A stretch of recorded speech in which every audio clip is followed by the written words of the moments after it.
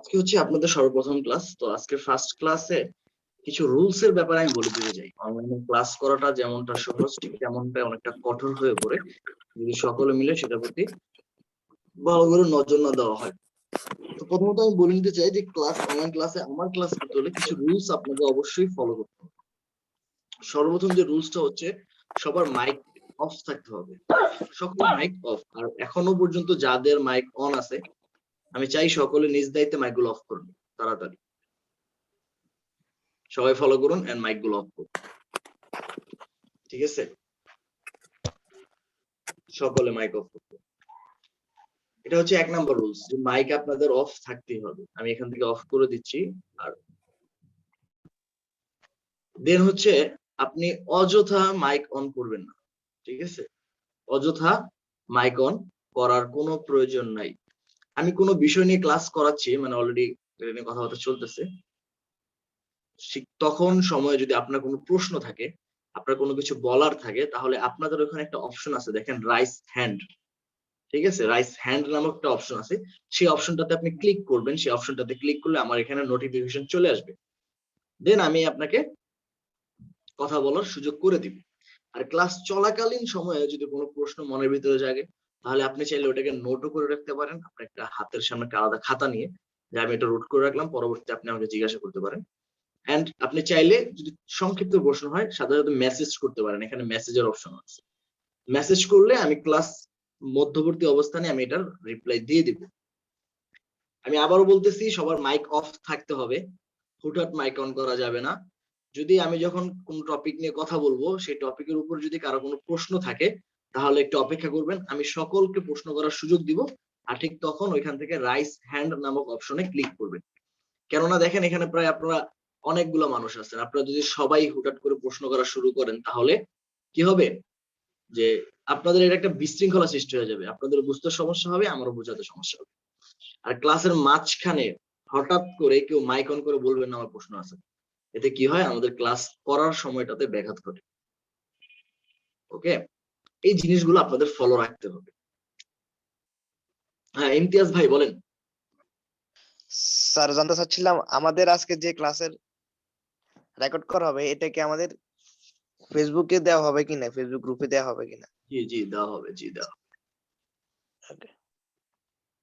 আরেকটা কথা, সেটা হচ্ছে আমি যে টপিকের উপর ক্লাসটা করবো, ধরেন এখন টপিক নিয়ে কথা বলতেছি ডাটা এন্ট্রি নিয়ে, কিংবা আমি টপিক নিয়ে কথা বলতেছি কাজ নিয়ে, আর আপনি মার্কেট প্লেসের একটা প্রশ্ন করলেন, কোন টপিকের মাঝখানে অন্য টপিক এন্ট্রি করা যাবে না। যেই টপিকে দেখাচ্ছি, যেই টপিকের উপর আমার ক্লাসটা চলমান, ঠিক সেই টপিকেই আপনাকে প্রশ্নটা করতে হবে। আর যদি আউট অফ কোনো টপিক থাকে, সেটা হচ্ছে আপনার ক্লাস শেষের দিকে যখন সবাই প্রশ্ন করবে, তখন আপনি আউট অফ টপিকে প্রশ্ন করতে পারেন, কোনো সমস্যা নেই, ঠিক আছে? এটা হচ্ছে শুধুমাত্র আপনাদের ক্লাসের মেইনটেইনটা রাখার জন্য, আর কিছু না, যাতে আপনাদের ক্লাসের রুলসটা ঠিকঠাক মতো থাকে, কোনো বিশৃঙ্খলা সৃষ্টি না হয়, এবং আপনাদের ক্লাসটা বুঝতে কোনো অসুবিধা না হয়, শুধুমাত্র এর জন্যই। ওকে, আজকে ক্লাসে কি কি থাকবে সেগুলো আগে একটু দেখি আমি। Data entry part 1। পার্ট 1 এ যে সকল বিষয় থাকবে সেগুলো হচ্ছে হোয়াট ইজ ডাটা এন্ট্রি,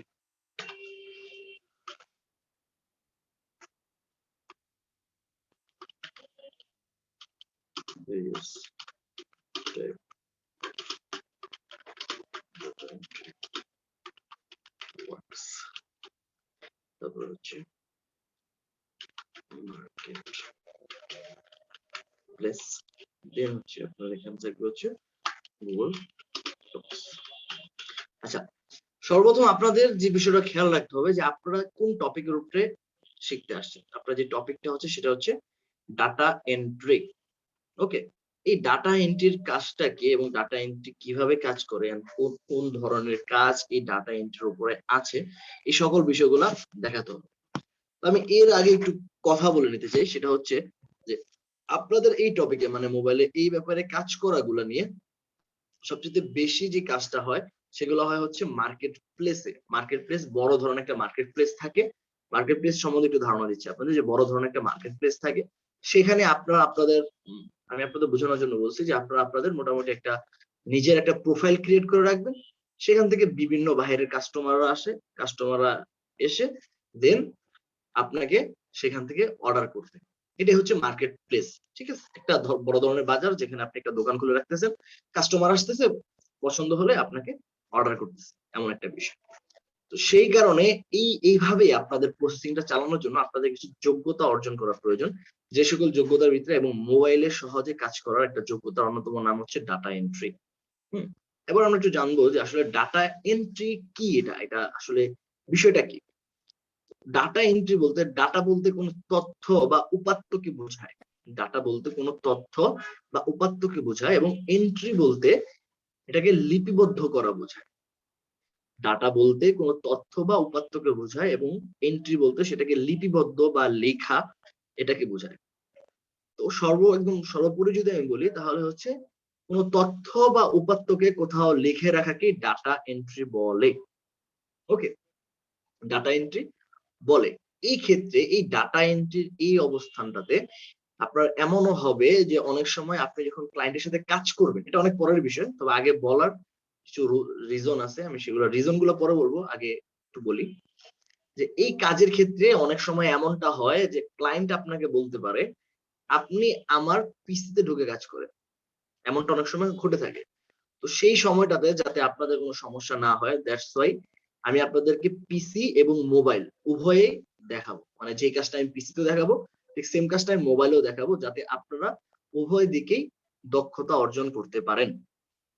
ঠিক আছে, এটা সবাই মনে রাখবেন যে আপনাদেরকে উভয় ধরনেরটাই দেখানো হবে, পিসিটাও দেখানো হবে। পিসিটা শুধুমাত্র আপনাদের দক্ষতা বাড়ানোর জন্য, যাতে যখন আপনারা কাজ করতে যাবেন তখন যেন কোনো ক্ষেত্রে যদি ক্লায়েন্টের পিসিতে কোনো কাজ করতে হয় তখন যাতে আপনারা কোনো সমস্যার সম্মুখীন না হন, সেই কারণে আপনাদের মোবাইল এবং পিসি উভয় দিকেই দেখানো হবে।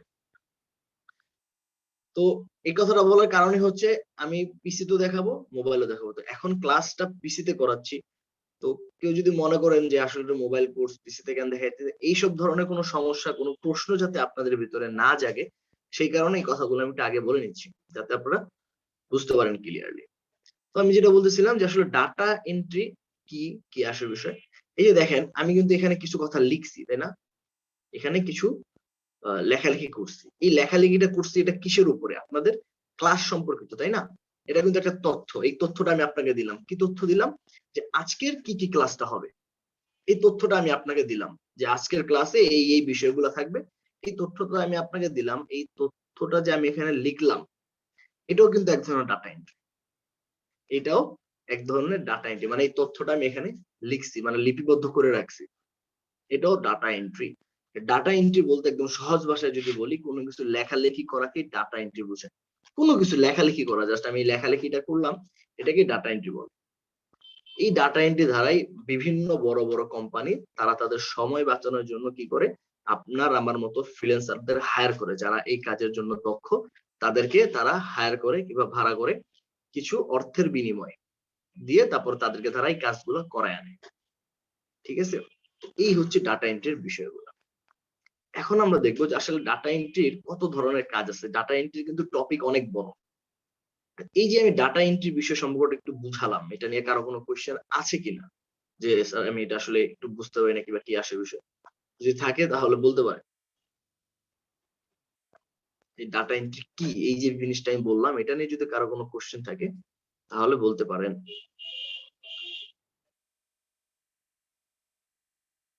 হ্যাঁ, যদি না থাকে তাহলে আমি এবার অন্য টপিকে যাব। এবার হচ্ছে যে various type of data entry works. Various type of data entry বলতে এখানে বোঝানো হচ্ছে যে আসলে ডাটা এন্ট্রি কতগুলো পার্ট আছে, ডাটা এন্ট্রি কত ধরনের হয়ে থাকে, এই বিষয়টাই হচ্ছে আমি একটু দেখাবো আপনাদের। আমি যদি এখানে একটু চলে যাই fiverr.com, ফাইবারটাই হচ্ছে একটা মার্কেট প্লেস। ফাইবার কি কি আসে বিষয়, এগুলো নিয়ে একদম লাস্ট ক্লাসে কথা বলবো, তার আগে নয়। আমি জাস্ট আপনাদের ওই কাজের কিছু ভাব দেখানোর জন্য, কাজের কিছু বিষয় আমি আপনাদেরকে দেখানোর জন্য এখানে নিয়ে আসছি, আর কিছুই না। এখানে দেখেন অনেকগুলা লোক এখানে যারা কাজ করতেছে অলরেডি, আপনার আমার মতো যারা এখানে অলরেডি কাজ করতেছে, তাদের একটা প্রোফাইলে আমি ঢুকতেছি জাস্ট আপনাদেরকে দেখানোর জন্য। এই যে প্রোফাইলটা ঢুকলাম, দেখেন এখানে এই যে এখানে যত ধরনের কাজ আছে এগুলো কিন্তু সবই ডাটা এন্ট্রি আওতাভুক্ত। ডাটা এন্ট্রি বলতে শুধুমাত্র এটাই বোঝায় যে শুধুমাত্র ডাটা এন্ট্রি কোনো কিছু লেখালেখি বোঝায় এমন না। ভার্চুয়াল অ্যাসিস্ট্যান্টকেও কিন্তু ডাটা এন্ট্রি বোঝায়। ভার্চুয়াল অ্যাসিস্ট্যান্ট বলতে হচ্ছে একজন অ্যাসিস্ট্যান্ট অনলাইনে হায়ার করা, একজন অ্যাসিস্ট্যান্ট কিংবা একজন লোককে অনলাইনে হায়ার করা, এটাও ভার্চুয়াল অ্যাসিস্ট্যান্ট বোঝায়। ওয়েবে কোনো কিছু রিসার্চ করা, মানে ওয়েব থেকে কিংবা অনলাইন থেকে কোনো কিছু রিসার্চ করা, এটাকেও ডাটা এন্ট্রির একটা অধ্যায় বোঝায়। ওয়ার্ডপ্রেস লিস্টিং, এটাও আপনাদের শেখানো হবে। তারপরে Google Docs management, Google Docs এর কাজ করা, এটাও ডাটা এন্ট্রির একটা পার্ট। পিডিএফ, পিডিএফ ফাইল থেকে কোনো কিছু কাজ করা, এগুলো ডাটা এন্ট্রির একটা পার্ট। আমি জাস্ট আপনাদেরকে বোঝানোর চেষ্টা করতেছি যে আসলে ডাটা এন্ট্রিটা কি হয়। তারপর হচ্ছে অনলাইন রিসার্চ, অনলাইন রিসার্চটাও ডাটা এন্ট্রি একটা পার্ট। আমি আরেকটা প্রোফাইলে ঢুকি, অন্য আরেকটা প্রোফাইলে দেখি কি আছে।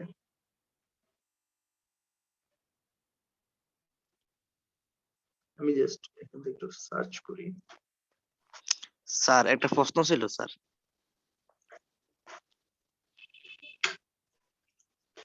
আমি কিন্তু আগেও বলছি যে কারো যখন প্রশ্ন থাকবে তিনি হাত উঠাবেন, আমি কথা বলার সুযোগ করব। হ্যাঁ, এই জিনিসটা একটু সবাই খেয়ালে রাখবেন যে কার প্রশ্ন আছে বলেন, তবে এই জিনিসটা খেয়ালে রাখার চেষ্টা করবেন যে মাইক অন করে হুট করে কথা বলা যাবে না। জি বলেন, স্যার কার প্রশ্ন এখানে ছিল? দেখলাম গিগ সম্বন্ধে দেখলাম আরে স্যার এখানে গিগ, গিগটা আচ্ছা, আসলে কি স্যার? এই এই ব্যাপারটা আমরা শেষের ক্লাসে দেখবো। হ্যাঁ, সপ্তম ক্লাসে গিয়ে এই সকল বিষয় নিয়ে আমরা কথা বলবো। এখন জাস্ট আমি আপনাদের যে ডাটা এন্ট্রি যে আর অনেকগুলো পার্ট আছে এগুলো দেখানোর জন্য, জাস্ট এগুলা বলার জন্য এখানে আসছি। নাহলে এখানে এই অবস্থাতে মানে প্রথম ক্লাসে আপনাদের এখানে কোনো কাজ নেই। ঠিক আছে, গিগ কি কি আসে বিষয় এগুলো নিয়ে কোনো আলাপ আলোচনার প্রয়োজন এখন নাই। এগুলো নিয়ে যখন আলাপ আলোচনার প্রয়োজন হবে তখন আমি এগুলো নিয়ে আলাপ আলোচনা করব। ঠিক আছে, এখন এগুলো আলাপ আলোচনার বিষয় না আমাদের। এই যে দেখেন, কপি পেস্ট করা, এটাও কিন্তু ডাটা এন্ট্রি একটা পার্ট। এটা আমি ডাটা এন্ট্রি পার্ট কেন বলতেছি, এখানে তার মূল টাইটেলটাই আছে হচ্ছে ডাটা এন্ট্রি ওয়েব রিসার্চ, এই কাজের উপর। এই যে দেখেন, কপি পেস্ট এটাও, ডাটা কালেকশন এটাও ডাটা এন্ট্রির একটা পার্ট, ইন্টারনেটে রিসার্চ করা এটাও ডাটা এন্ট্রির একটা পার্ট। মানে ডাটা এন্ট্রি হচ্ছে একটা মূল টপিক, এর ভিতরে আরো অন্যান্য টপিক গুলা আছে। ঠিক আছে, এমন অনেক টপিক আছে ডাটা এন্ট্রি পার্টের, এর পরিধি অনেক বড়, এগুলো দেখাইতে গেলে সময় শেষ হবে না। শুধুমাত্র আপনাদেরকে ধারণা দেওয়ার জন্য যে হ্যাঁ, ডাটা এন্ট্রির সাথে আরো কত ধরনের কাজ আছে, এই ধারণাটা আপনাদেরকে দেওয়ার জন্যই এখানটাতে একটু নিয়ে আসা। আচ্ছা, তারপরে যে বিষয়টা আমরা দেখবো সেটা হচ্ছে গুগল ডক্স। গুগল ডক্সটা কি? গুগল ডক্সটা হচ্ছে, আমরা মাইক্রোসফট ওয়ার্ড বলতে তো সবাই চিনি মোটামুটি, তাই না? এমএস ওয়ার্ড সম্পর্কে তো সবাই জানে। এই এমএস ওয়ার্ডটা হচ্ছে একটা অফলাইন সফটওয়্যার। এমএস ওয়ার্ডটা হচ্ছে একটা অফলাইন সফটওয়্যার, মানে যেটা করার জন্য অবশ্যই আপনাকে পিসি দরকার। এই এমএস ওয়ার্ড পিসি ছাড়া ব্যবহার করা সম্ভব নয়। ঠিক এই জিনিসটাকে মাথায় রেখে গুগল তাদের একটা সফটওয়্যার বের করছে যেটার নাম হচ্ছে গুগল ডক্স। এই গুগল ডক্স আপনার অনলাইনেও করা সম্ভব, এমনকি মোবাইলেও করা সম্ভব। এই গুগল ডক্স বের হওয়ার আগ পর্যন্ত মোবাইলে কোনো ধরনের ডাটা এন্ট্রি কাজ করা সম্ভব হতো না। মোবাইলে কোনো ধরনের ডাটা এন্ট্রির কাজ করা সম্ভব হতো না। ঠিক আছে, এই মোবাইলের এই অনলাইন সফটওয়্যারটা আসার পরে মোবাইল দ্বারাও এখন ডাটা এন্ট্রি করা পসিবল। এই গুগল ডক্স লিখে আপনারা মোবাইলে প্লে স্টোরে সার্চ করবেন গুগল ডক্স, তাহলে আপনারা একটা অ্যাপস পেয়ে যাবেন।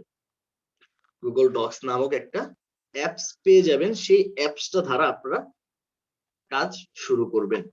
আপাতত সবাই অ্যাপসটা নামায় রাখেন, অ্যাপসটা কিভাবে ব্যবহার করবেন, কি আসে বিষয়, সেই সকল কিছু আমি আপনাদের দেখাই দিব একদম ফার্স্ট টু লাস্ট, যে মোবাইলে কিভাবে ডাটা এন্ট্রির কাজগুলো করা সম্ভব। আমি আজকে একটু পিসিটার দিকে দেখব। সর্বপ্রথম যে জিনিসটা আমরা দেখবো সেটা হচ্ছে, সর্বপ্রথম যে জিনিসটা আমাদের দেখার সেটা হচ্ছে গুগল ডক্স। গুগল ডক্স কি? গুগল ডক্স হচ্ছে লেখালেখি করার কিংবা ডাটা গুলা এন্ট্রি করার একটা সফটওয়্যার, যেটা অনলাইনের মাধ্যমে ব্যবহার করা সম্ভব এবং মোবাইলও ব্যবহার করা সম্ভব। এগুলো যদি আমি পিসি, যাদের পিসি আছে তারা খুব ভালো করে খেয়াল করবেন, যাদের নাই তারাও খেয়াল করবেন, কেননা ক্লায়েন্টের কাজের ক্ষেত্রে কার পিসি আছে কিবা নাই এটা ক্লায়েন্ট বুঝে না। ঠিক আছে, তিনি জাস্ট আপনাকে বলবে যে আমার পিসিতে কাজ করো, আপনাকে তখন করতে হবে। তো যাদের আছে তারা এইভাবে কাজগুলো করবেন। এখান থেকে সরাসরি গুগল ক্রোম ব্রাউজারে চলে আসবেন, সেখান থেকে লিখবেন গুগল ডক্স। গুগল ডক্স লিখে সার্চ করে এই এখানে গুগল ডক্স চলে আসবে। আর যারা মোবাইলে আছেন, মোবাইল অবশ্যই আমি দেখাবো, এই যে এই অ্যাপসটা নামাবেন গুগল ডক্স, এইভাবে লোগোটা এমনই হবে, ঠিক আছে। এই অ্যাপসটা নামাবেন সবাই, আমি একটু ইয়ে করে দিই, দেখছেন এই অ্যাপসটাকে সবাই নামাবেন।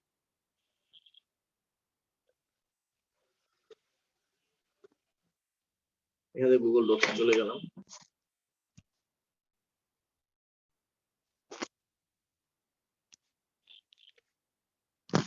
এখান থেকে গো টু ডক্স।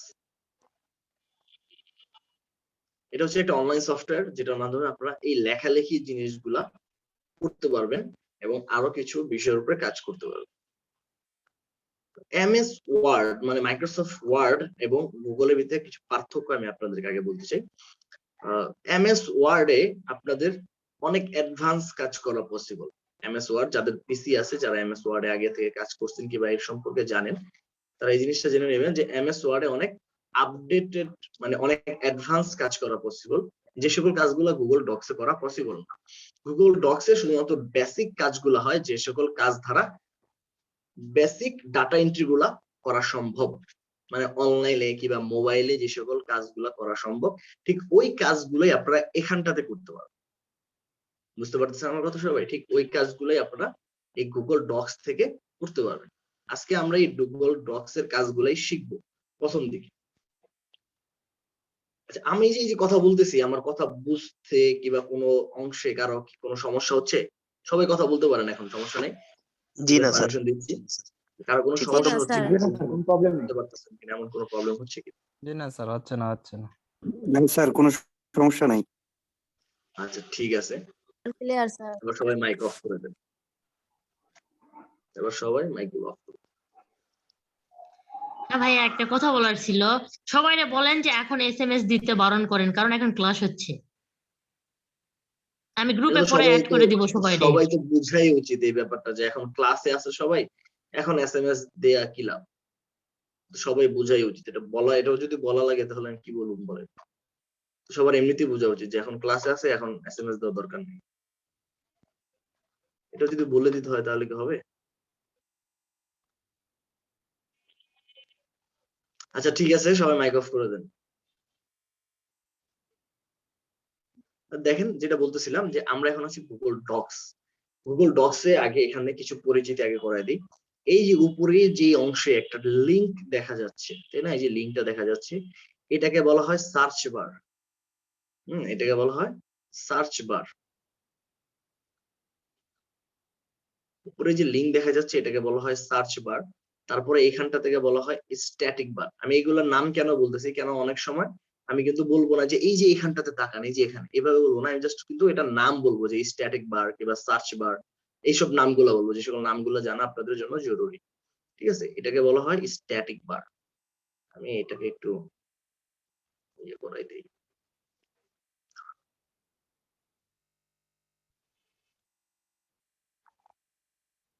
এই যে দেখেন, এই অংশটাকে বলা হয় সার্চ বার। তারপরে এই অংশটাকে বলা হয় স্ট্যাটিক বার। ঠিক আছে, এই যে অংশটাকে। তারপরে এই অংশটাকে বলা হয় মেনু বার। এই যে উপরে এই অংশটাকে বলা হয় মেনু বার। ঠিক আছে, এটা সবাই খেয়াল রাখবেন। আর এই নিচের অংশটাকে বলা হয় টুল বার। ঠিক আছে,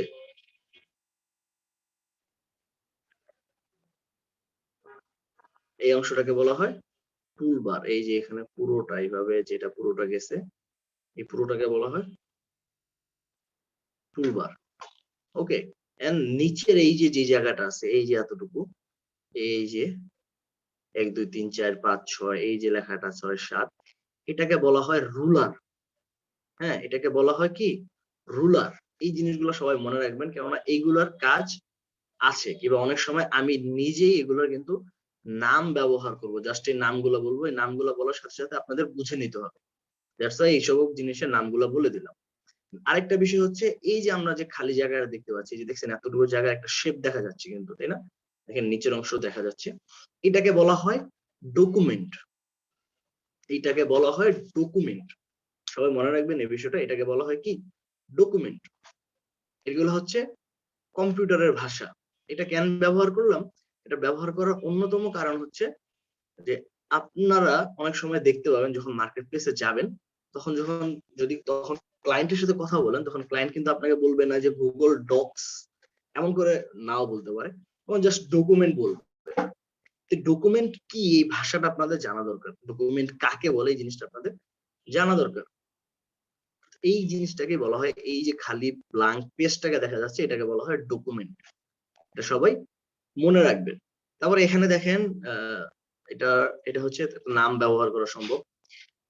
এখানে ধরেন আমি দিলাম স্টুডেন্ট প্র্যাকটিস, এটা হচ্ছে ডকুমেন্টটার নাম। তারপরে আসে আমরা যাব হচ্ছে মেনু বারে। আমরা যাব হচ্ছে মেনু বারে, মেনুগুলোর কাজগুলো দেখবো আজকে আমরা। আসলে এখানে মেনুগুলোয় কি কি মেনু এবং কি কি কাজ করা হয় এখানটাতে। প্রথমে চলে যাবো আমরা ফাইল। এই যে ফাইল অপশনটা, এখানে অনেকগুলা অপশন, সাব অপশন রয়েছে। যে অপশনগুলো আমরা দেখবো, এখানে হচ্ছে নিউ, এই দেখেন ডকুমেন্ট, ঠিক আছে? এখানে কিন্তু লেখা নেই গুগল ডক্স, এখানে কিন্তু সরাসরি লিখে দিয়েছে ডকুমেন্ট। তো এই যে ডকুমেন্ট লেখা, এখানে যদি আমি ক্লিক করি তাহলে আমার একটা নতুন ডকুমেন্ট চলে আসবে, যেটা নাম, এই অপশনটার নামই হচ্ছে নিউ। মানে নতুন করে যদি একটা ডকুমেন্ট নিতে চান তাহলে ফাইল থেকে এই অপশন আসতে হবে। তারপর হচ্ছে ওপেন। ওপেন বলতে বোঝানো হচ্ছে পূর্ববর্তী কোনো ফাইল, মানে আগের কোনো ফাইল কিংবা আপনাকে আপনার ক্লায়েন্ট দিছে এমন কোনো ফাইল যদি আপনার কাছে থাকে, সেটাকে ওপেন করার জন্য আপনার এই অপশনটা ব্যবহার করতে হয়। সেটাকে ওপেন করার জন্য আপনাকে এই অপশনটা ব্যবহার করতে হবে। এখান থেকে এসে আপনার যদি আপনার ড্রাইভে থাকে ফাইল, তাহলে ড্রাইভ থেকে নিয়ে নেবেন। আপনার সাথে যদি কেউ শেয়ার করে, শেয়ার থেকে নিয়ে নেবেন। তারপর হচ্ছে আপনার যদি এখানে পিসিতে থাকে, তাহলে আপনি এখান থেকে যে আপলোড করেও নিতে পারবেন। এটা হচ্ছে এই ওপেন অপশনের ব্যবহার। দেখেন আমার এখানে আপলোডের অনেক কিছু আছে, আমি যেটা দেই দেখেন আমার এটা আপলোড হয়ে যাবে।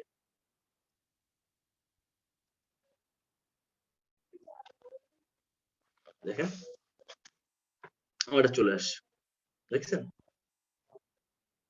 আমার এটা পূর্ববর্তী ফাইল, এটা কেটে দিলাম। তারপরে যে অপশনটা ব্যবহার দেখবো, এখানে হচ্ছে ইমেল। মানে আপনি যে কাজটা করছেন এখানটাতে যে কাজগুলো করছেন, আপনি এই কাজটা আপনি চাচ্ছেন যে সরাসরি আপনার ক্লায়েন্টকে ইমেল করে দিতে, সেটাও আপনার এখান থেকে সম্ভব। সরাসরি আপনি এখান থেকে ইমেল, কিংবা আপনি কাজ করার পরে আপনার ক্লায়েন্ট আপনাকে বলবে এই ফাইলটা আমাকে ইমেল করে দাও, কিংবা আপনি ক্লায়েন্টের পিসিতে কাজ করতে আছেন, তখন আপনার ক্লায়েন্ট আপনাকে বলতে পারে এই ফাইলটা আমার অন্য একজনের কাছে ইমেল করে দাও, তখন আপনি এই কাজগুলো করবেন। তারপর হচ্ছে ডাউনলোড। আপনি এই ফাইলটাকে কোন ফাইলে রূপান্তর করতে চান, দেখছেন মাইক্রোসফট ওয়ার্ড মানে ডট ডক্স, তারপর হচ্ছে PDF, plane text, web page, যেভাবে আপনি করতে চান ঠিক এইভাবে এখান থেকে ডাউনলোড করে নিতে পারবেন। ওকে, তারপর হচ্ছে এখানে দেখেন এই যে পেজ সেটআপ, এখানে হচ্ছে ল্যাঙ্গুয়েজ, আপনি কোন ল্যাঙ্গুয়েজে করতে চান সেই ল্যাঙ্গুয়েজটা এখান থেকে আপনি সিলেক্ট করে দিতে পারবেন। কোন ল্যাঙ্গুয়েজে আপনি কাজ করতে চান সেটা এখান থেকে সিলেক্ট করা সম্ভব। এখানে হচ্ছে পেজ সেটআপ।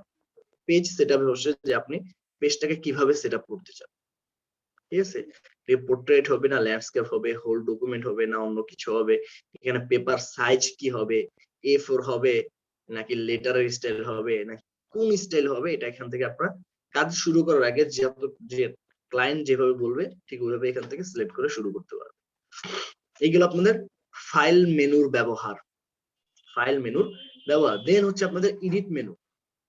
এডিট হচ্ছে দেখেন আন্ডো রিডো। আন্ডো হচ্ছে এখানে দেখেন আমি যে কিছু লেখালেখি করলাম না, আমি এখন যদি এই যে আন্ডোতে ক্লিক করি,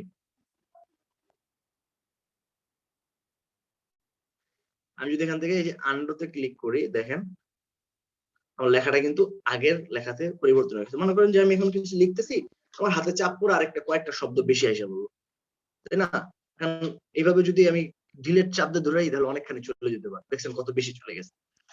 এখন এই যে কেটে গেল কিছু, এই জিনিসটাকে যদি আমি ফিরিয়ে আনতে চাই, এই যে আমার যেটা কেটে গেল এটা যদি আমি ফিরিয়ে আনতে চাই, তখন আমি আন্ডো ব্যবহার করবো, দেখছেন আমার চলে আসছে। আর আমি যদি চাই যে যেটা কেটে গেছিল ওই জায়গাটাতেই ফিরে যেতে, তাহলে রিডো। বুঝতে পারছেন আমার কথা? মানে আমার যেটা কেটে গেছে সেটা যদি আমি ফিরিয়ে আনতে চাই তাহলে আন্ডো, দেখছেন চলে আসছে। আর আমি যদি চিন্তা করি যা কেটে গেছে ওই জায়গাটাতেই আমি থাকতে চাই, তাহলে আবার রিডো। এই হচ্ছে আন্ডো এবং রিডোর ব্যবহার। তারপর হচ্ছে কাট, কপি, পেস্ট, এগুলো তো আপনারা জানেনই মোটামুটি। তো এখানে হচ্ছে আরেকটা জিনিস দেখেন, ফাইন্ড এন্ড রিপ্লেস। এই ফাইন্ড এন্ড রিপ্লেস দেখানোর জন্য আমি কিছু বিষয় আগে দেখাবো।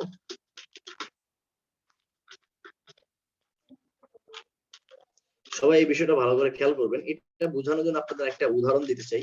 আমরা থ্রি ইডিয়ট ছবি দেখছিলাম, অনেকে থ্রি ইডিয়ট মুভিটা দেখছিলাম, যারা দেখছি তারা মোটামুটি জানে যে এটার ভিতরে কিন্তু একটা পার্ট থাকে যে এখানে তারা ওই কাজটা করার সময় আমির খান তিনি যেটা করেন, একসাথে সব চমৎকার লেখাটাকে একবারে সিলেক্ট করে একটা লেখার মাধ্যমে এটাকে অন্য একটা লেখাতে রূপান্তর করে ফেলে একবারেই, মানে যতগুলো চমৎকার লেখা আছে সেগুলাকে একবার রূপান্তর করে ফেলে। এরকম একটা বিষয় আমরা দেখছিলাম না? ওই বিষয়টার অপশনের ব্যবহারটা হচ্ছে যে এটা ফাইন্ড এন্ড রিপ্লেস। দেখেন আমি এটার ভিতরে কিছু নাম লিখছি, যে নামগুলা খুঁজে বের করতে আমার অনেক কষ্ট হতে পারে, কিংবা কতগুলা আছে এখানে তো আমার অল্প একটু লেখা।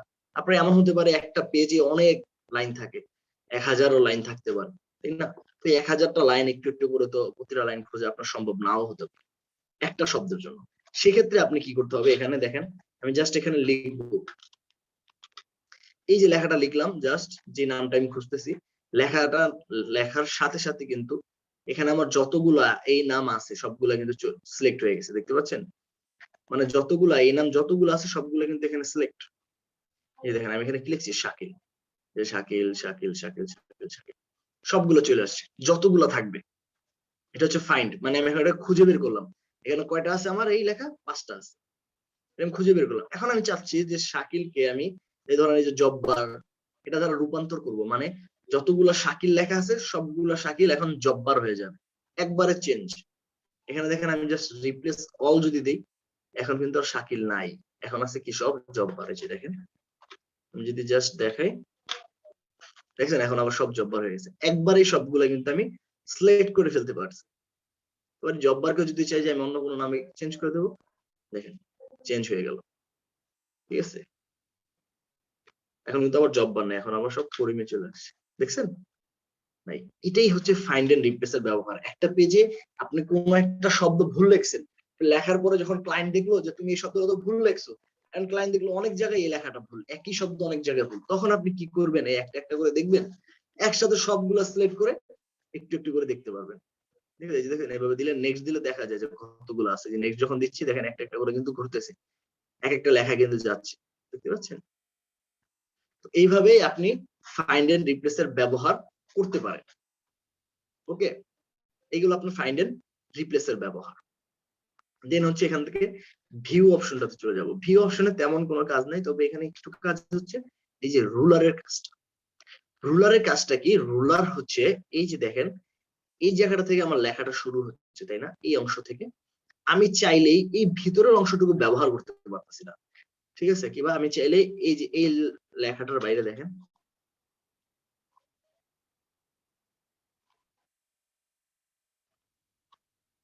ওই এই অংশটার বাইরে চাইতে পারতেছি, আমি দেখাচ্ছি, দেখছেন আমার লেখাটা কিন্তু এইখানটাতে আসে, শেষ হয়ে যাচ্ছে এই লাইনটা, তাই না? আর এবং এইখান থেকেই শুরু হচ্ছে, এর বাইরে এই দুইটা অংশের বাইরে আমি যেতে পারতেছি।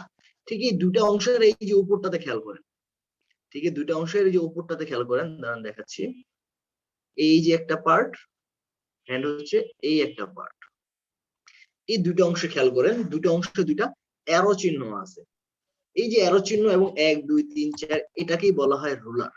আমি ক্লাসের শুরুতে বলছি, এখনো বলতেছি যে এটাকেই বলা হয় রুলার। এবং এটার কাজ কি, এটার কাজটা হচ্ছে যে আপনার লেখাটার একটা স্টাইল দেওয়া। আপনি চাইলে এই রুলারটাকে এভাবে টেন দিয়ে ধরে ছোট করে দিতে পারবেন, যাতে আপনার পেজটা একটু বড় হয়। এখন কিন্তু আপনার পেজটা বড় হয়ে গেল, মানে কয়টা অক্ষর আপনি বেশি লিখতে পারতেছেন, তাই না? মূল অংশের চাইতে। এবার আপনি চাইলে এখান থেকে এটাকেও সরাই দিতে পারবেন, আমি এখানে নিয়ে আসলাম। এখন কি আমার এদিক থেকেও পেজটা বড় হয়ে গেল, দেখছেন? বড় হয়ে গেছে না? কয়েকটা লেখা আমি চাইলে বেশি লিখতে পারতেছি। এটা হচ্ছে রুলারের কাজ, সিম্পলি কাজ। আর যদি মনে করেন যে কখনো A4 ব্যবহার করা হয় কোনো পেজের সাইজ দিয়ে যখন ব্যবহার করবেন, তখন তার এগুলো দরকার নাই, এগুলো জাস্ট দরকারি হচ্ছে প্রথম দিকে। আজকে যেহেতু প্রথম ক্লাস, হয়তো অনেকের একটু অন্যরকম মনে হইতে পারে, ক্লাস বুঝতে অসুবিধা হইতে পারে। এমন কোনো সমস্যা হলে অবশ্যই আমি আছি, আমার সাথে কথা বলবেন। কোনো সমস্যা থাকলে আমি সেটা সম্পূর্ণভাবে ক্লিয়ার করে দেওয়ার চেষ্টা করবো। যেহেতু প্রথম ক্লাস অনেক কিছু বুঝতেও আপনাদের একটু অসুবিধা হতে পারে, স্বাভাবিক, এটা নিয়ে কারো হেজিটেট হওয়ার দরকার নাই। আমি যেটা বলতেছিলাম যে আসলে রুলারটা কি, তারপর হচ্ছে ইনসার্ট। ইনসার্টের ব্যাপারটা কি, ইনসার্টকে যদি সহজ ভাষায় আমি আপনাদেরকে বলি, ইনসার্ট হচ্ছে বাহির থেকে কোনো কিছু নিয়ে আসা, বাহির থেকে কোনো কিছু নিয়ে আসলে ওটাকে কি বলে, ইম্পোর্ট, এমনটা বলে না? আর দেশ থেকে যদি বাইরে কিছু পাঠানো সেটাকে বলা হয় এক্সপোর্ট। বাহির থেকে কোনো কিছু নিয়ে আসা যদি ইম্পোর্ট, এটাকেই কম্পিউটারের ভাষায় ইনসার্ট বলে। এই যে ইনসার্ট, ইনসার্ট থেকে ধরেন আমি একটা ইমেজ আনতে চাচ্ছি, একটা ইমেজ, ইমেজটা কিন্তু আমার এই গুগল ডক্স এর ভিতরে নাই, কোথায় আছে, আমার পিসিতে আছে, ওয়েবে আছে, ড্রাইভে থাকতে পারে, ফটোস থাকতে পারে, ক্যামেরা দিয়ে নিতে পারি, কোনো একটা লিংকের মাধ্যমেও নিতে পারি। তো এই যে বাহির থেকে আনার যে ইয়াটা আছে এটাকে বলা হয় ইনসার্ট। হ্যাঁ, এই জিনিসগুলো সবাই খেয়াল রাখবেন, এটাকে বলা হয় কি, ইনসার্ট। এই যে এখান থেকে দেখেন, আমি যদি এখানে আপলোড ফ্রম কম্পিউটার, আমি এখান থেকে যে কোনো একটা ইমেজ নিয়ে নিতে পারবো, ধরেন আমি এটা নিলাম, হ্যাঁ আমার কিন্তু একটা ইমেজ চলে আসছে, বুঝতে পারছেন? এই যে আমার একটা ইমেজ চলে আসছে, এটাকে বলা হয় ইনসার্ট। তো ইমেজেরও কিন্তু কিছু বিষয় আছে, কিছু কাজ আছে। এখন ইমেজের কিছু কাজ আমি আপনাদেরকে দেখাবো এখানে। এখানে ইমেজের অনেক কাজই করা যায় না, যেগুলা আমি প্রথমেই বলছি যে মাইক্রোসফট ওয়ার্ডে কিন্তু ইমেজ দ্বারা ইমেজকে এডিটও করা যায় মাইক্রোসফট ওয়ার্ড, যে কাজটা গুগল ডক্সে করা যায় না। তবে গুগল ডক্সে নরমালি যে কাজগুলো হয় এগুলো আপনি করতে পারবেন, ঠিক আছে?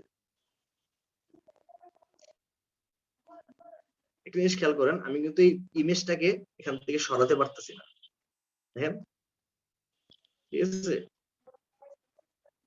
আমার কিন্তু ইমেজটা সরাতে পারতেছে না, এই কারণে কি করবো, এই যে দেখেন নিচে 4টা অপশন আছে, দেখতে পাচ্ছেন? এই যে নিচে 4টা অপশন এখানে রয়েছে, এই অপশন গুলা ব্যবহার আমি করবো এখন।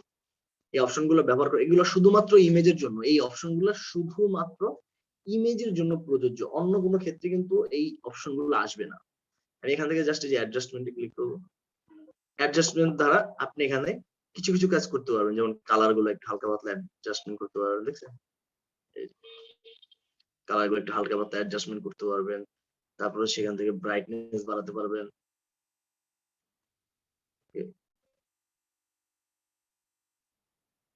তারপর কন্ট্রাক্ট বাড়াতে পারবেন।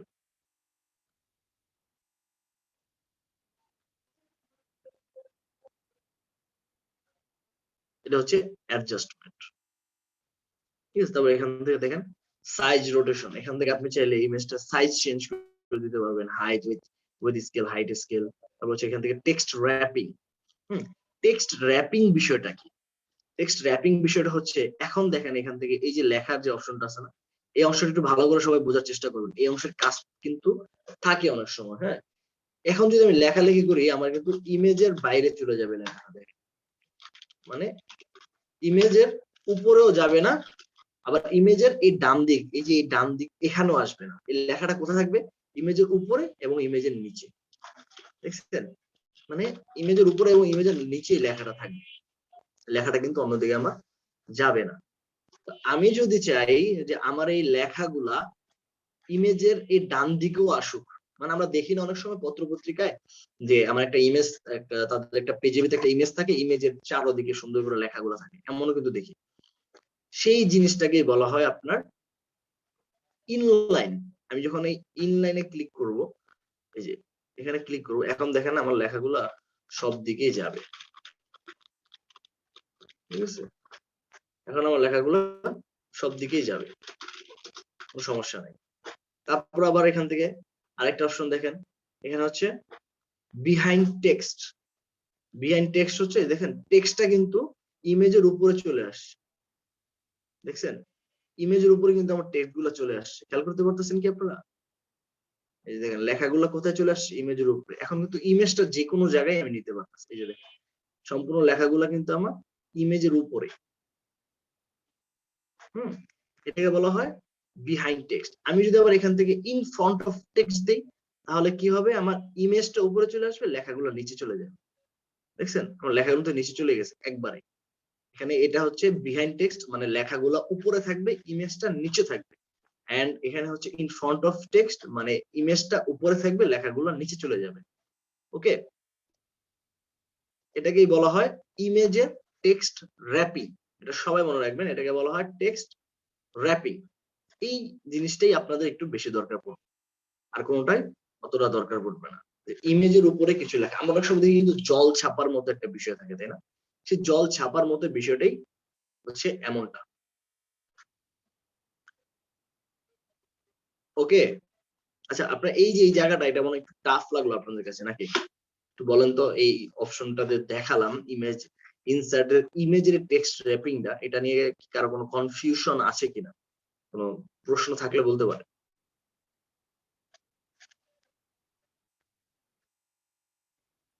এটা নিয়ে কারো কোনো সমস্যা আছে কিনা, থাকলে বলতে পারেন। আচ্ছা, যদি না থাকে তাহলে আমি সামনের দিকে যাব। ওকে, আমি এখন ইমেজটাও চাপাই দিতেছি। ফাইন। দেন হচ্ছে ইনসার্ট থেকে এখানে আরো আছে, আচ্ছা টেবিলটা দেখবো আমরা হচ্ছে মাইক্রোসফট ওয়ার্ডে, এখানে টেবিল মাইক্রোসফট ইয়াতে এক্সেলে অর্থাৎ গুগল স্প্রেডশিটে, এখানে আমাদের দরকার নেই, এই চার্ট ড্রয়িং এগুলো থাক। এন্ড হচ্ছে হরাইজন্টাল লাইন, এই হরাইজন্টাল লাইনে ক্লিক করলে দেখেন এরকম লম্বা দাগ চলে আসবে। এই লম্বা দাগ এটাকে বলা হয় হরাইজন্টাল লাইন, ঠিক আছে? স্যার চার্টটা একটু দেখাবেন স্যার, চার্ট। চার্ট এটাতে না, চার্ট হচ্ছে শিটে, ওটার ক্লাস হচ্ছে 2য় নম্বর ক্লাস, চার্টটা এখন না।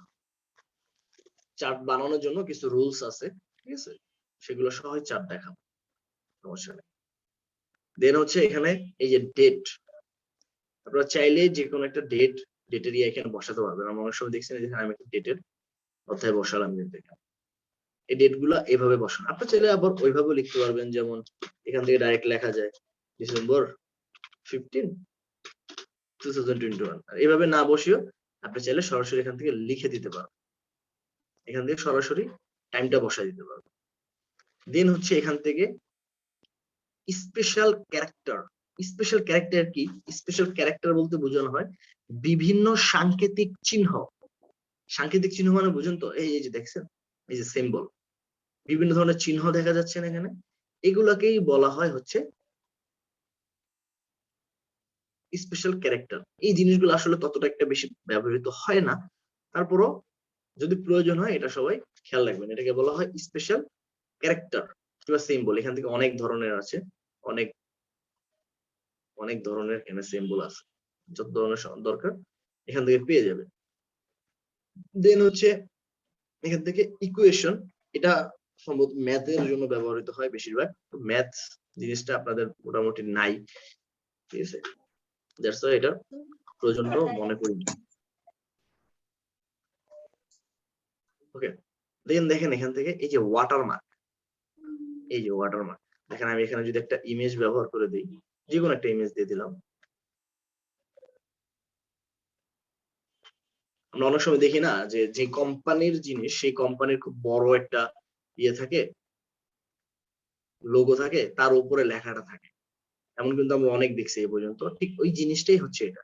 আমি যে কোনো ইমেজ এখানে ব্যবহার করতে পারি, ছেলে মনে করেন যে আমি এই ইমেজটাই ব্যবহার করলাম, এটা জাস্ট আপনাদের দেখানোর জন্য।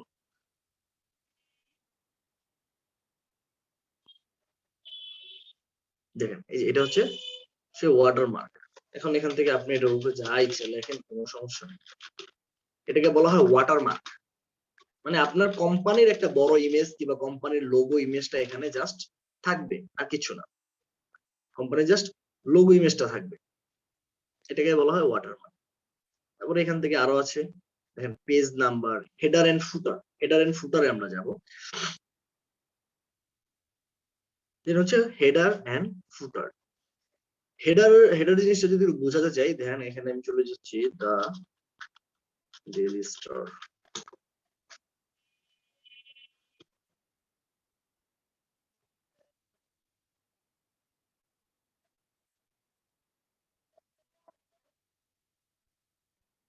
এই যে এখানে বড় করে একটা হেডলাইন দেওয়া, হেডলাইনও না, এটাকে বলা হয় বড় করে যে নামটা দেওয়া আছে, এটা কিন্তু একটা পত্রিকার যে বড় করে নামটা দেওয়া, এটাকে হেডার অপশন বলে। এই হেডার অপশনে শুধুমাত্র কোনো কোম্পানির নাম, কোনো ওয়ার্কিং ফাইলের নাম, এই জিনিসটা থাকে, ঠিক আছে।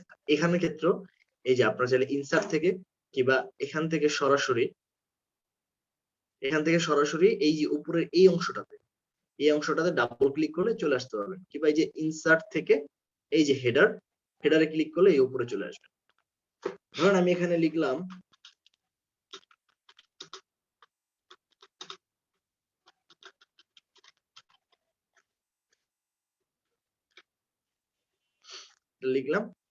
লিখে, আচ্ছা আমি এখন ফরম্যাটিংটা একটু পরে দেখাবো।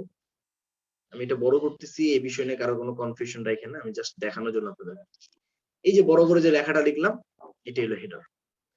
হ্যাঁ, এটা হচ্ছে রিকভারি আইটি ইনস্টিটিউশনের একটা লেখা, দেন নিচে তার সম্পর্কে কিছু লেখা থাকে, স্যার এটাকে এটা হেডার কি বলে। অনেকটা হেডলাইনের মতো না স্যার? হেডলাইন। জি জি, বুঝি নাই কথা।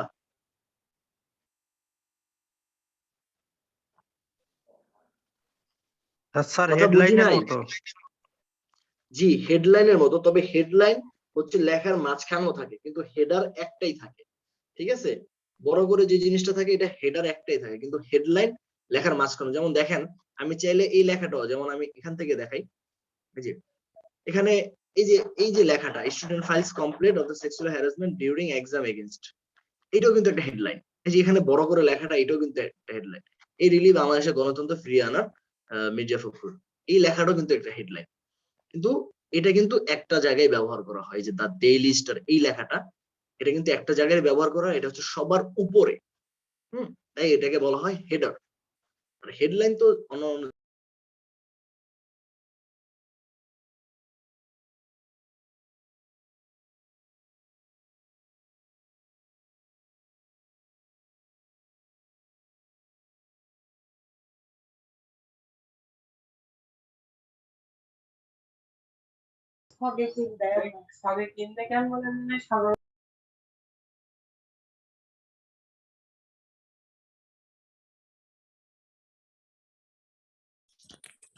স্যার সাউন্ড আসতেছে না।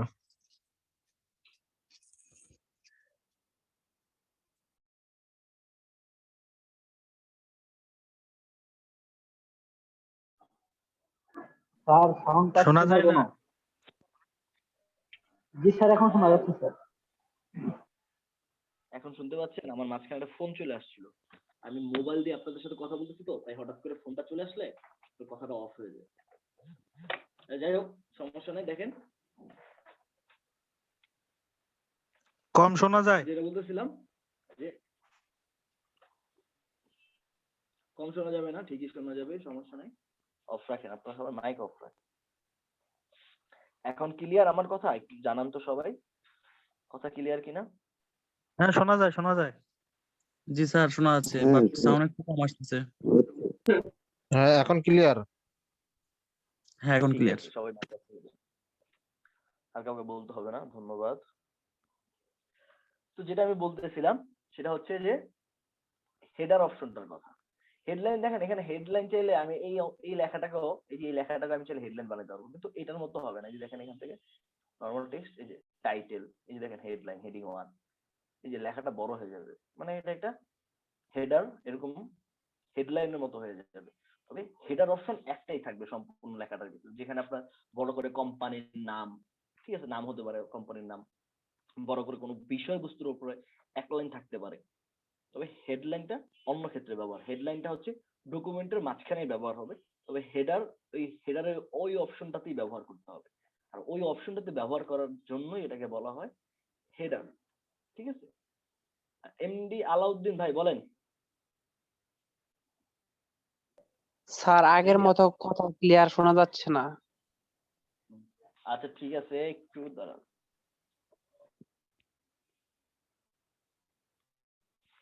আমি চেক করতেছি, একটু দাঁড়ান। স্যার কথা অনেক আস্তে শোনা যাচ্ছে। আজকে তো শোনার কথা না। আচ্ছা এখন দেখেন তো, এখন কি হয়? জি স্যার এখন ক্লিয়ার শোনা যাচ্ছে। আচ্ছা ঠিক আছে, তাহলে ঠিক আছে। আচ্ছা, এগুলো আপনাদের হেডার। আমি আরেকটা কথা জিনিস দেখাই, আরেকটা হচ্ছে যে ফুটার, হেডার এন্ড ফুটার। এই যে নিচেও বড় করে কিছু লেখার জন্য, যে অনেক সময় লেখে না বড় করে কিছু, ঠিক ওইটাও লেখার জন্য এখানে এটা ব্যবহার করা হয়। এটা হচ্ছে ফুটার। তো ফুটারের তত একটা বেশি কাজ থাকে না, ফুটারের তত বেশি কাজ করেও না। ফুটার নিয়ে জাস্ট জেনে রাখেন যে এটাকে ফুটার বলা হয়। বিশেষ করে ব্যবহৃত হবে আপনাদের ফুটনোট। ফুটনোট বলতে কি বোঝায়?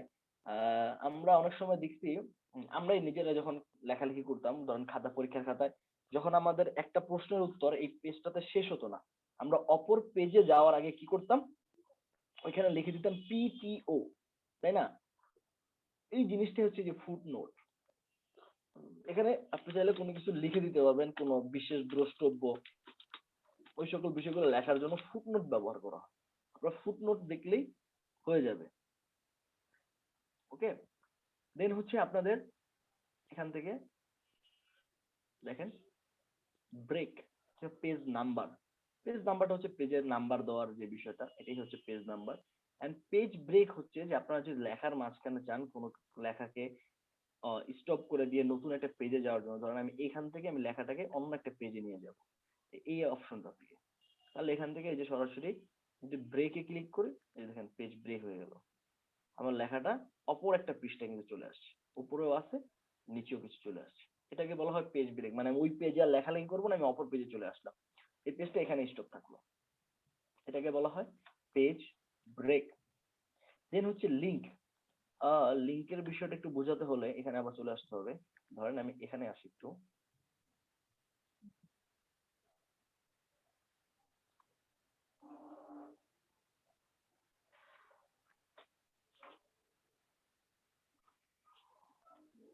এখানে আসার পরে দেখি তো একটু আপনাদের দেখাতে পারি কিনা, আছে কিনা এখানে। এই যে লেখাটা দেখেন, এটাও তো না, দাঁড়াও ওয়েট। আপনার এখান থেকে সাউন্ড অনেক কম আসতেছে স্যার। সাউন্ড অনেক কম আসতেছে? এত তো কম আসার কোনো কথা না।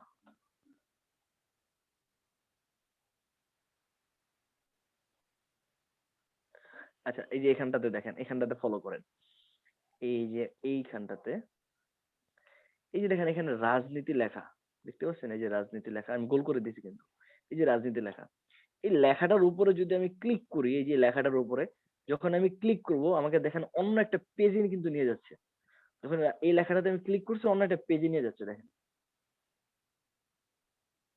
দেখেন, আমি কিন্তু অন্য একটা পেজে চলে আসলাম, এই যে এখানে নিয়ে আসছে। তো এই যে লেখার উপরে ক্লিক করলে অন্য একটা জায়গায় চলে যাওয়া, এটাকে বলা হয় লিংক। লিংক বলতে দেখেন, এই যে আমি এখন এখানে যদি লিখি google.com, এই যে লেখাটা লিখলাম, এই লেখাটাকে আমি লিংক করে দিব। লিংক করার জন্য কি করতে হবে? সম্পূর্ণ লেখাটাকে এভাবে সিলেক্ট করতে হবে। সিলেক্ট করে এই ইনসার্ট থেকে এই যে লিংক, এই যে লিংক, এটাতে ক্লিক করব।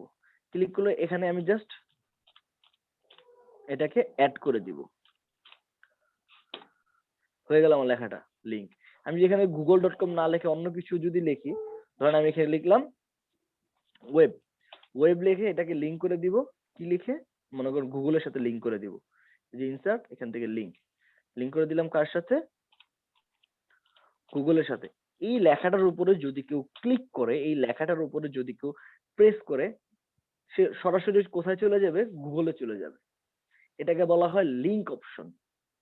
ঠিক আছে, এইটাকেই বলা হয় লিংক অপশন। মানে এখন কেউ যদি ক্লিক করে, সে সরাসরি চলে যাবে হচ্ছে গুগলে। এটাকে লিংক করে দিলাম আমি কোথার সাথে? গুগলের সাথে। যেমন এই লেখাটা ছিল, যেমন এখানে, এই যে এখানে রাজনীতি লেখা, লেখার সাথে যদি কেউ ক্লিক করে, সে চলে যাবে গুগলে। এমনটাই এখানে আমি লিখে দিলাম। বুঝে আসছে সবার এই লিংক অপশনটা? এটা হচ্ছে লিংক অপশনের ব্যবহার। আচ্ছা, আজকে যেহেতু আপনাদের প্রথম ক্লাস, তো মোটামুটি অনেকগুলো অপশন দেখালাম। এতগুলো অপশন হয়তো আপনাদের জন্য অনেকটা চিন্তার বিষয়, এবং অন্যরকম লাগতে পারে। যদি আপনাদের কোনো সমস্যা না হয়, তাহলে আমি সামনের দিকে আগাতে পারি। আর যদি বলেন যে না, আজকের জন্য এতটুকুই থাক, তাহলে এতটুকুই রাখতে পারি। ঠিক আছে, যে স্যার এতটুকুই থাকুক, বাকিটা আমরা আবার নেক্সট ক্লাসে দেখবো, কারণ এখানে আপনাদের অনেকটা বোঝার ব্যাপার আছে। আর যেহেতু আপনাদের আজকে প্রথম ক্লাস, তাই আমি চাই না যে একটু প্রেশার হোক আপনাদের জন্য, কিংবা আপনারা একটু প্রেশারে থাকেন। কেননা কাজগুলা আসলে অবশ্যই একটু ক্রিটিক্যাল তো হবেই, প্লাস আপনাদের জন্য ধৈর্য ধরে আস্তে আস্তে করে সবগুলো শিখতে হবে। প্রথম দিন যদি একটু বেশি আপনাদের উপর চাপায় দেই, তাহলে হয়তো বা বুঝতে অসুবিধা হতে পারে। হ্যাঁ, সজীব কুমার ভাই, আজ এখানেই থাক। ওকে স্যার, ওকে, এখানেই থাক। এটা আমিও চাচ্ছি যে আসলে স্যার বলছি লিংক, জি ভাই স্যার বলেন। বলছি লিংক অপশনটা আরেকবার দেখাবেন? হ্যাঁ অবশ্যই, কেন নয়। এই যে ধরেন আমি এখানে জাস্ট যা ইচ্ছা আমি আপনাকে এখানে লিখলাম, তো আমি এখানে দেখলাম ক্লিক হেয়ার। মাইক অফ করেন সবাই, মাইক অফ করেন, আওয়াজ আসতেছে। এই যে ক্লিক হেয়ার লেখাটা লিখলাম, ক্লিক হেয়ার লেখাটাকে ধরেন আমি এই পেজটার সাথেই অ্যাড করে দেব। এই লিংকটা দিয়েই আমি এটার সাথে অ্যাড করে দেব। এই ক্লিক হেয়ার লেখাটাকে এভাবে সিলেক্ট করে নেবেন, আগে সিলেক্ট করে দেন ইনসার্ট থেকে এই যে লিংক, যখন লিংকে ক্লিক করবো, লিংকে ক্লিক করার পর এখানে কি বলছে, সার্চ অর পেস্ট লিংক, আমি এই লিংকটা পেস্ট করে দিলাম, দিয়ে অ্যাপ্লাই করে দিলাম। এখন যদি এই কেউ ক্লিক হেয়ারে ক্লিক করে তাহলে সে সরাসরি চলে যাবে এই পেজটা। এই যে দেখেন এখানে আমি যদি ক্লিক করি, এই যে আমার লেখাটা কিন্তু চলে আসছে, এই যে দেখছেন, আমি সরাসরি চলে যাব এই অপশনটাতে, এই যে এই পেজে। দেখেন আমি যদি এখানে ক্লিক করি আমার কোথায় নিয়ে যায়, দেখেন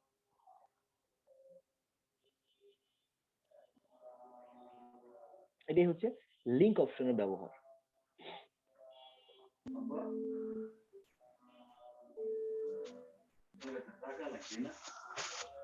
দেখছেন আমার এখানে নিয়ে আসছে, এটা হচ্ছে লিংক অপশন।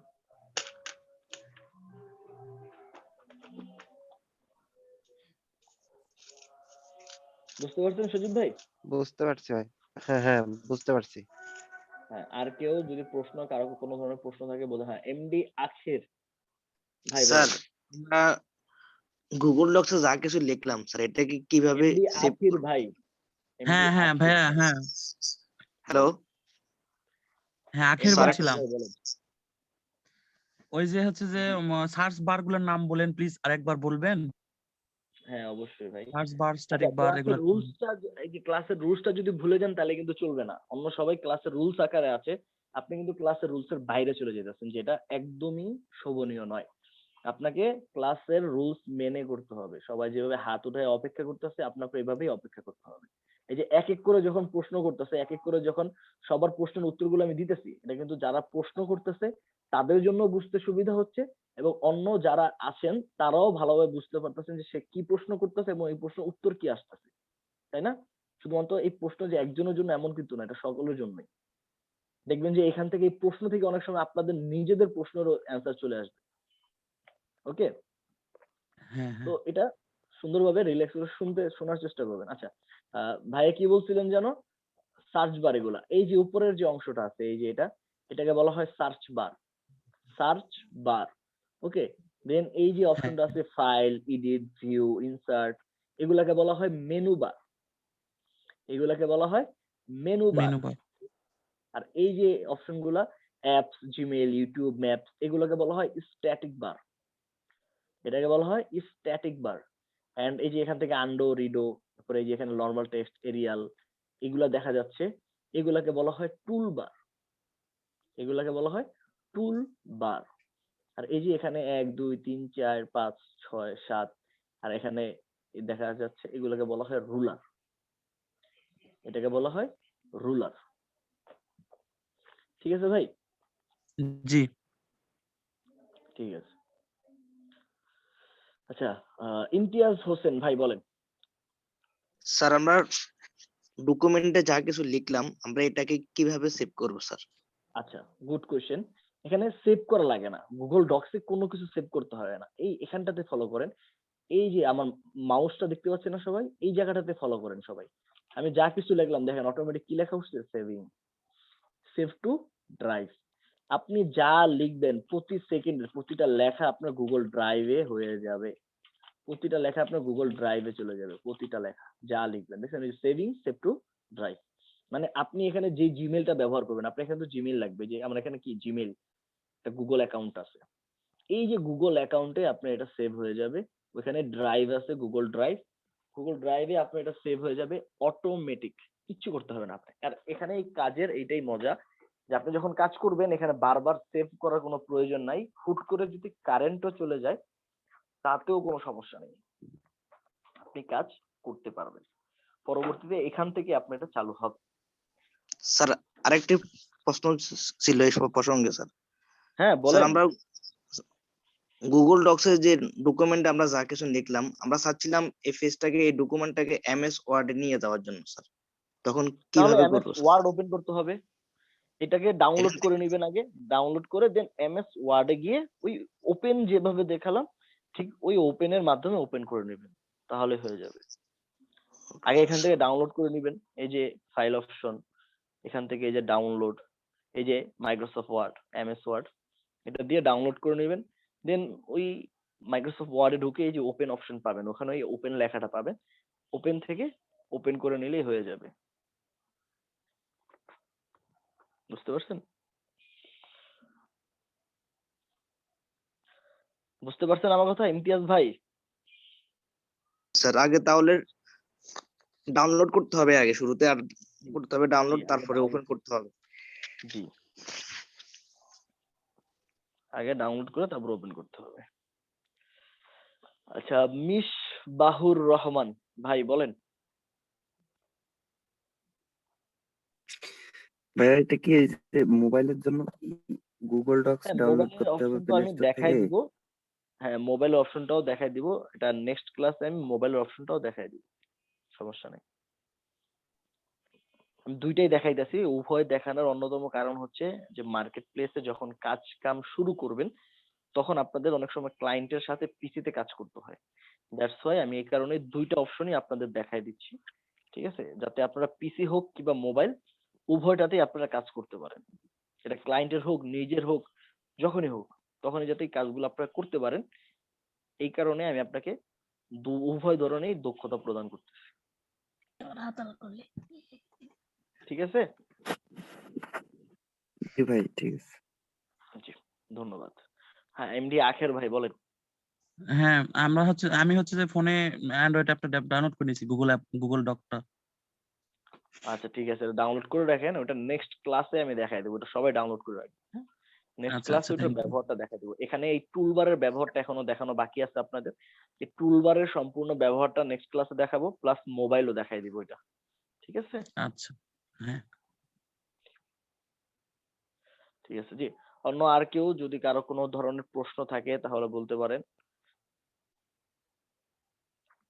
আর যদি কারো কোনো ধরনের প্রশ্ন না থাকে তাহলে এতটুকুই বলবো যে ক্লাসের ভিডিওটা পাওয়ার পরে সবাই ভালো করে ক্লাসের ভিডিওটাকে 2-3 বার দেখবেন, দেখে যাদের পিসি আছে তারা প্র্যাকটিস করবেন, যাদের পিসি নাই তারা কয়েকবার ভালো করে দেখে এটাকে নলেজে রাখার চেষ্টা করবেন। দেন নেক্সট ক্লাসে যখন মোবাইল দেখাই দিব তখন মোবাইল দ্বারা আবার প্র্যাকটিসটা করে সম্পূর্ণভাবে নিজে ওটা আয়ত্তে নিয়ে আসবেন। একবারে কিন্তু কাজ জমায় রাখবেন না যে আজকের কাজটা কালকে করি, এভাবে যদি জমায় রাখেন তাহলে আপনি বিপদে পড়বেন, দক্ষতা সহজে অর্জন হবে না। প্রতিনিয়ত যখন প্রতিদিন করবেন কাজ, তখন আপনি খুব সহজে কাজটাকে আয়ত্ত করতে পারবেন এবং একটু একটু করে দেখবেন, ক্লাস শেষের দিকে দেখবেন যে অনেক কিছু শিখে ফেলবেন, কাজ করার মতো অনেক কিছু, অনেক যোগ্যতা হয়ে গেছে তখন দেখবেন। অন্তপক্ষে কিছু যদি নাও করতে পারেন এখান থেকে কিছু শিখে যেতে পারবেন যেগুলো আপনার দৈনন্দিন জীবনে কাজে লাগবে, এতটুকু করতে পারবেন। এই হচ্ছে কথা আর কি। সবাই ভালো থাকবেন, সুস্থ থাকবেন। আজকের জন্য ক্লাস এতটুকুই রইলো। আসসালামু আলাইকুম, আল্লাহ হাফেজ।